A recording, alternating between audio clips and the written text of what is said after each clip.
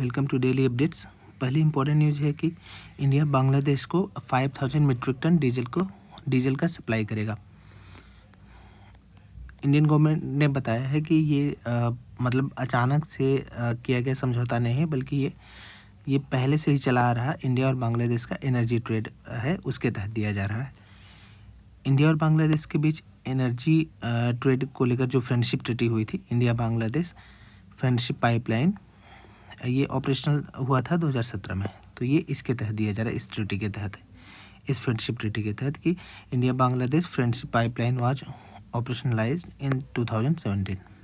2017 से ये जो पाइपलाइन है वो ऑपरेशनलाइज है, तब से दिया जा रहा है। दूसरी इंपॉर्टेंट न्यूज़ है कि प्रधानमंत्री अभी केरल की यात्रा पर थे, तो वहाँ उन्होंने 5500 करोड़ का एक कोची रिफाइनरी में पॉलीप्रोपाइलिन यूनिट का उद्घाटन किया।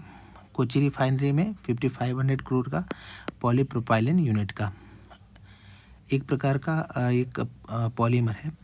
ये इसकी जो कैपेसिटी होगी एनुअली 400 किलोटन एक साल में ये उत्पादन करेगा ये यूनिट पॉलीप्रोपाइलिन का। पॉलीप्रोपाइलिन एक प्रकार का थर्मोप्लास्टिक है, थर्मोप्लास्टिक पॉलीमर है ये पॉलीप्रोपाइलिन, जो प्रोपिलीन गैस के पॉलीमराइजेशन से ये बनता है पॉलीप्रोपाइलिन थर्मोप्लास्टिक। और ये second most widely produced commodity plastic, मतलब प्लास्टिक का दूसरा सबसे ज़्यादा प्रोड्यूस होने वाला ये कमोडिटी है दुनिया में, मतलब सबसे ज़्यादा यूज होने वाला दूसरा सबसे ज़्यादा प्लास्टिक कमोडिटी है ये।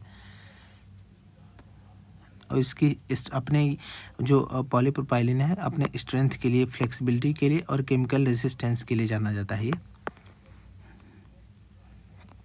तो कोची में प्रधानमंत्री ने 5500 करोड़ की लागत से एक पॉलीप्रोपाइलिन यूनिट का कोची रिफाइनरी में उद्घाटन किया। और पॉलीप्रोपाइलिन ये थर्मोप्लास्टिक है जो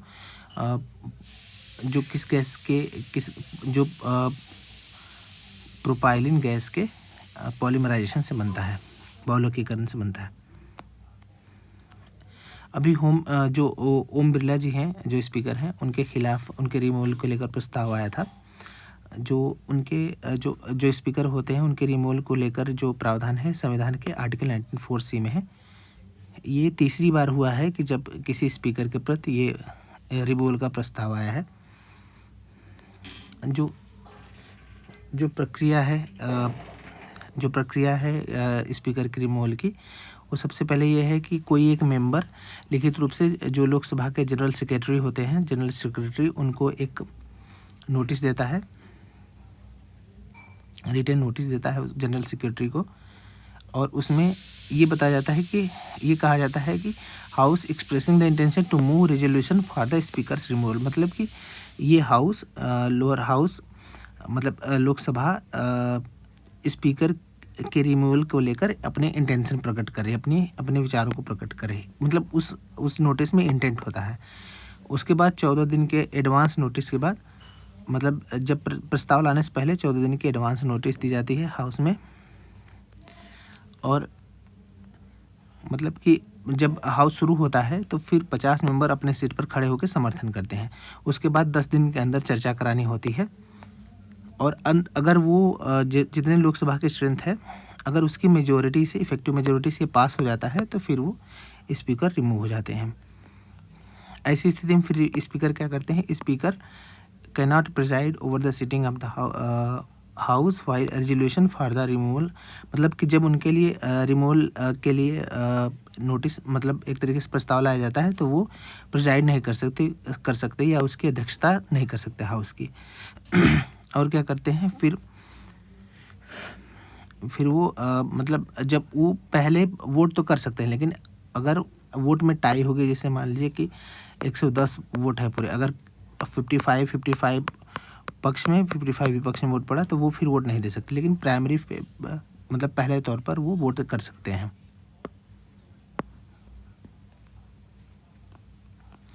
अभी 3 बार ऐसा प्रस्ताव आया है।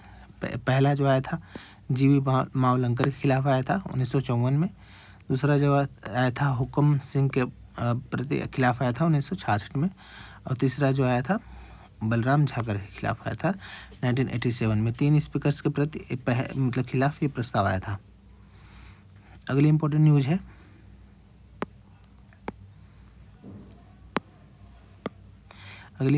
है कि अभी दिल्ली में जल महोत्सव आयोजित हुआ था, नेशनल कैंपेन जल महोत्सव 8 से 22 मार्च तक आयोजित हो रहा है, और इस बार की थीम है, प्रेसिडेंट ने इसका उद्घाटन किया, गांव का उत्सव देश का महोत्सव, विलेज फेस्टिवल नेशंस फेस्टिवल, ये इसकी थीम है। इसका उद्देश्य है कि जो मतलब कि गांव क्षेत्रों में वाटर को एक एसेट की तरह समझना,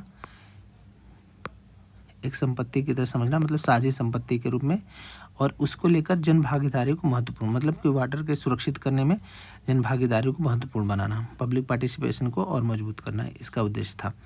एक टर्म आया था जल मित्र। जल मित्र एक कोई इंडिविजुअल हो सकता है, कोई कम्युनिटी वॉलंटियर हो सकता है, या स्किल्ड टेक्नीशियन हो सकता है, जो खुद से train to manage and conserve water, जो खुद से ये स्टेप ले कि वो वाटर को कंजर्व करने के लिए तैयार है। The term is most commonly associated with the Nal Jal Mitra programme. ये जल जीवन मिशन के तहत, ये नल जल मित्र प्रोग्राम के तहत जल मित्र का प्रावधान है। ये कोई इंडिविजुअल बन सकता है वाटर को कंजर्व करने के लिए, वाटर को प्रोटेक्ट करने के लिए। जल जीवन मिशन का अब जो एक एक्सटेंशन कर दिया सरकार ने 2028 तक, दिसंबर 2028 तक। भारत में जो पैसिव यूथेनेसिया होती है उसको सुप्रीम कोर्ट ने पहली बार एक्सरसाइज किया है। एक हर्ष राणा केस में एक याचिका दायर की गई थी कि अब उनको हरीश राणा को, एक स्टूडेंट थे हरीश राणा, पंजाब के गाजियाबाद नेटिव, मतलब गाजियाबाद के रहने वाले थे हरीश राणा, पंजाब यूनिवर्सिटी में पढ़ रहे थे। तो ये एक पेइंग गेस्ट हाउस से 2013 में ये 3rd फ्लोर से गिर गए थे। तो तब से ये एक तरीके से कोमा की स्थिति में थे, और एक दशक से 13 से लेकर अभी तक ये एक दशक से ज़्यादा थे।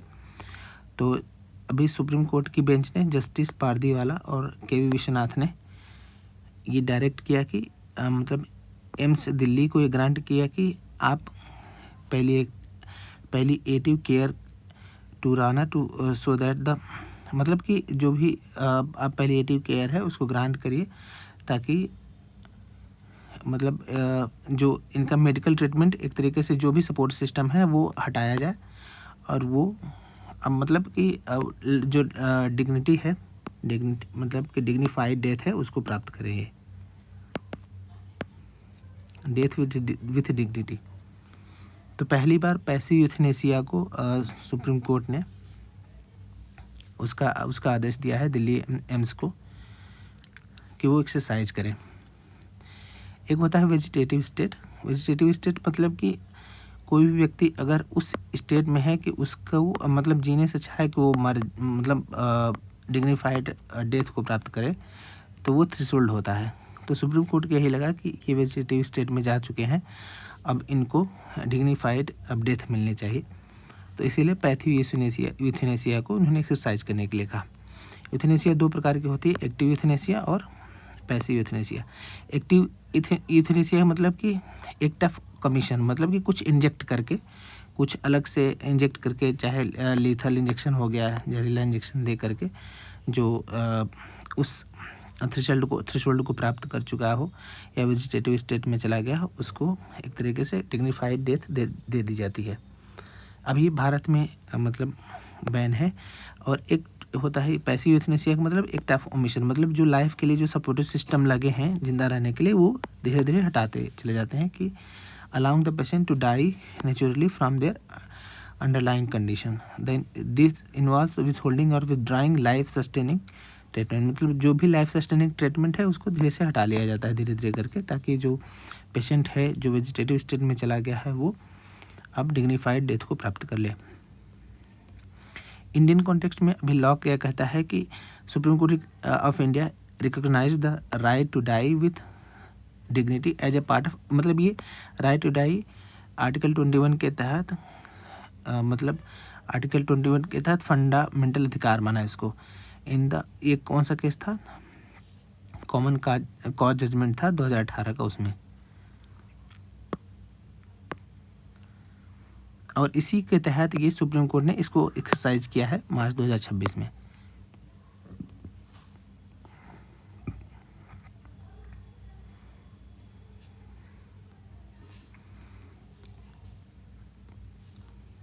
अभी भी भारत में पहली बार ये पैथी यूथेनेसिया ये आया है, लेकिन एक्टिव यूथेनेसिया अभी भी रिमेन्स स्ट्रिक्टली इलीगल, ये अभी भी इलीगल है। The legal framework is established by the Supreme Court of India, which recognize the right to die with dignity as fundamental right, article 21। मतलब राइट टू डाई अब fundamental right है article 21 के तहत। मतलब ये अलग ही प्रकार की स्थिति है कि जब अब लगे कि हाँ मतलब कि जीने से बेहतर इनकी डेथ है, तो फिर उस स्थिति के लिए ये है right to die with dignity. एक इम्पोर्टेंट न्यूज़ है कि छत्तीसगढ़ जो सरकार है वो एक बिल लाने वाली है। छत्तीसगढ़ गवर्नमेंट एक हैज़ अप्रूव्ड ड्राफ्ट एक तैयार किया उन्होंने कि जो भी कोर्सिव या फोर्सफुली रिलीजन चेंज होते हैं, कन्वर्जन होता है, उसको बैन किया जाए। तो ये इसको समाप्त करने के लिए फोर्सफुली जो कन्वर्जन है, किसी भी तरीके से कन्वर्जन है, उसको समाप्त करने के लिए वो ये बिल लेकर आएंगे। तो छत्तीसगढ़ ये ऐसा करने वाला है। यूएस प्रेसिडेंट ने कहा कि एक ट्वीट में कहा कि रिलायंस $300 बिलियन के निवेश से अमेरिका में 50 साल बाद कोई रिफाइनरी लगाएगा। $300 बिलियन का डील हुई है इंडिया और मतलब ये यूएस के प्रेसिडेंट ने कहा है डोनाल्ड ट्रंप ने कि टेक्सास विल फ्यूल, ये कहाँ पे लगेगी, एक जगह है ब्राउन्सविले टेक्सास में, at the port of Brownsville Texas में ये लगाया जाएगा। रिलायंस लगेगा $300 बिलियन की रिफाइनरी, 50 साल बाद कोई रिफाइनरी लगेगी वहाँ पे।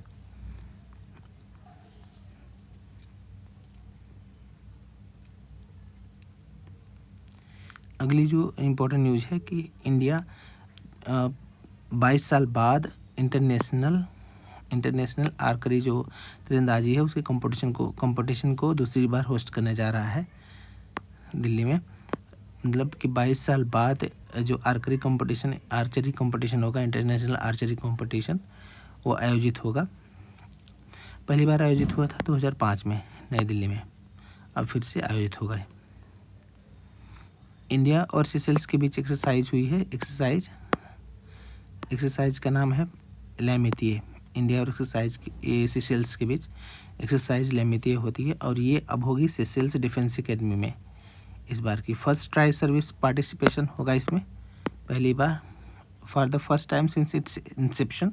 2001 से शुरू हुई थी, उसके बाद पहली बार ये है कि इसमें तीनों सेनाओं के जो आर्म फोर्सेज हैं, मतलब नेवी, आर्मी और एयरफोर्स, ये पार्टिसिपेट करेंगी। इससे ज़्यादा इसमें कुछ ज़रूरत नहीं है जानने की।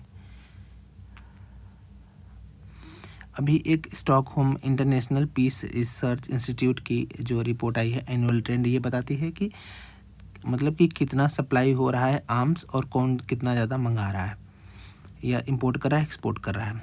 तो ऐसा पहली बार हुआ है कि कोल्ड वार के समाप्त होने के बाद पहली बार 2016 से 20 और मतलब 16 से 20 और 2021 से 25 के दौरान लगभग 10% हथियारों के आयात में वृद्धि हुई है, सप्लाई में वृद्धि हुई। कोल्ड वार के बाद ऐसी पहली बार स्थिति देखी गई है। और सबसे बड़ी बात कि यूरोप सबसे बड़ा इम्पोर्टर बना है। यूरोप में सबसे ज़्यादा लगभग 3 गुना बढ़ गया है इम्पोर्ट। यूक्रेन सबसे बड़ा इम्पोर्टर बन गया है हथियारों का। और इंडिया रिमेन्स भारत दूसरा सबसे बड़ा हथियार का एक तरीके से आयातक है। यूक्रेन पहला और इंडिया दूसरा। अभी भी दुनिया को 27% मतलब सबसे ज़्यादा 27% हथियार जो प्रोवाइड करता है वो यूएसए करता है। फ्रांस दुनिया में दूसरा सबसे बड़ा सप्लायर है और फ्रांस का सबसे बड़ा कस्टमर है इंडिया हथियार के आयात में। अभी भी इंडिया मतलब रूस इंडिया को जो हथियार सप्लाई करता है उसमें सबसे मतलब इम्पोर्टेंट एक तरीके से एक्सपोर्टर है रूस इंडिया को। तो ये थी इम्पोर्टेंट न्यूज़।